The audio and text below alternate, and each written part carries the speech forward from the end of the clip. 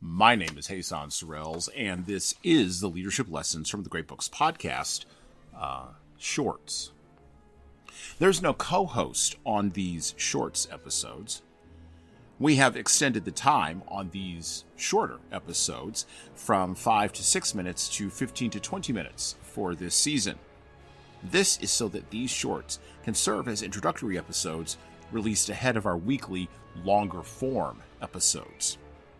But don't worry, I will still let you know my observations, ideas, thoughts, or rants about the literature, philosophy, psychology, and even the theology of leadership, particularly as we prepare for the restoration of leadership and leadership principles during the next historical high in America. Why these episodes? Well, because listening to me talk about leadership for now around 15 to 20 minutes is still better than reading and trying to understand yet another business book. Even that business book that you bought with that famous person's name as the author, but you haven't applied any of the principles from that book to your leadership practices. At least not yet.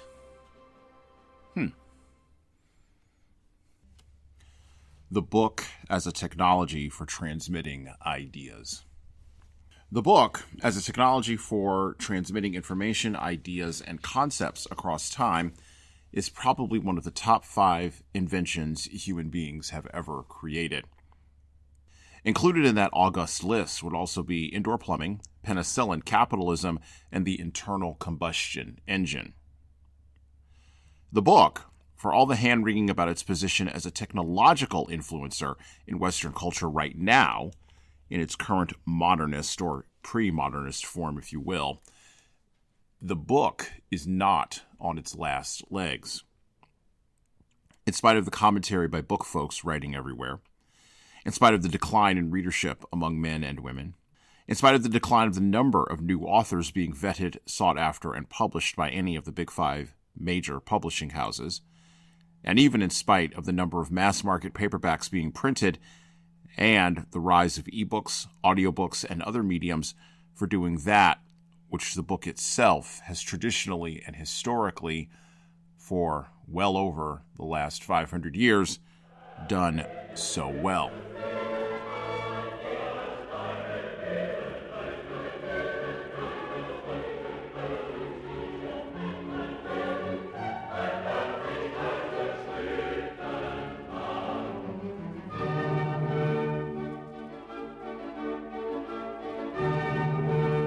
The novel, a specific type and order of ideas that the container of the book itself holds, however, may indeed be on its last legs. The reasons for the potential death of the novel are many, and they include the following. Human interiority and curiosity about the internal psychology of other people built the novel, starting in the 16th century, and the deconstruction of that curiosity has led to its inevitable destruction. Number 2, the length of a reader's attention and attention spans overall, combined with an audience's cultural connection to historical material and social references across time, tend to go hand in hand. That great chain of being that extended back 100 years has been breaking for at least the last 30. The supremacy of other, more visually compelling media that get across the primary message of interiority to an audience better, for example, film, TV, and of course video on the internet, has combined to beat up the novel in the number 3 spot. But remember, even with these top 3 reasons and a plethora of others you could probably name yourself, a novel is still, after everything, just a story, placed in the format of a book. From Don Quixote to As I Lay Dying, and from Play It As It Lays to the current list of popular AI-produced novels featured on Goodreads and in Amazon, the novel has probably gone about as far as it can go within the confines of the medium of the book. Now, before we go too much further, let us not confuse the novel with stories. Stories themselves are not dead. Human beings have been telling each other stories since this great scroll of creation was unrolled, and will continue doing so until the great scroll of creation is wound up. What the death of the novel does mean, however, is that the types of content, the liquid in that container, that a book will contain, will have to subtly and creatively shift.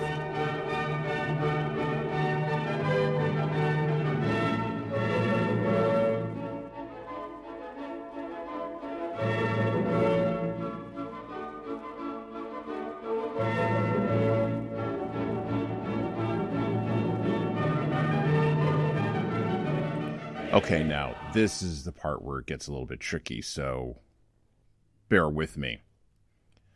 My best guess is that over the next 125 years of the book, particularly in light of the nature of technology, culture, and society, the medium of the book itself will not die. It's a little too resilient for that. But what will happen, I think, is that brave creatives of the written word, not trapped by the assumptions of the last 300 plus years of Enlightenment novelization and cultural and societal storytelling modes in the West, will take the book itself in completely different directions. Perhaps even to directions that will combine media, lock in new ideas, or even transmit old stories in a new way. In essence, old wine in new wine skins.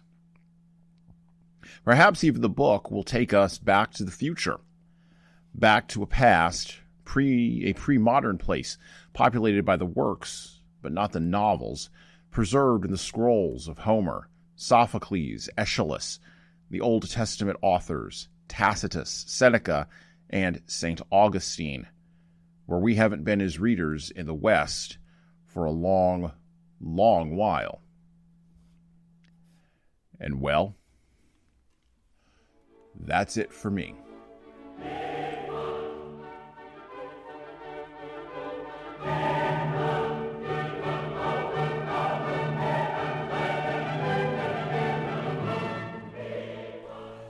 Are you ready to elevate your leadership journey through exploring the wisdom of the ages?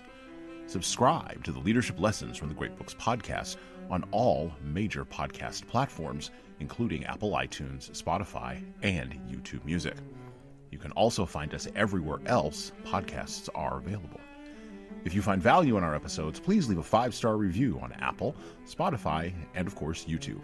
We need those reviews to grow, and it is truly the easiest way to help other leaders and lovers of literature discover this show. And thank you for your support.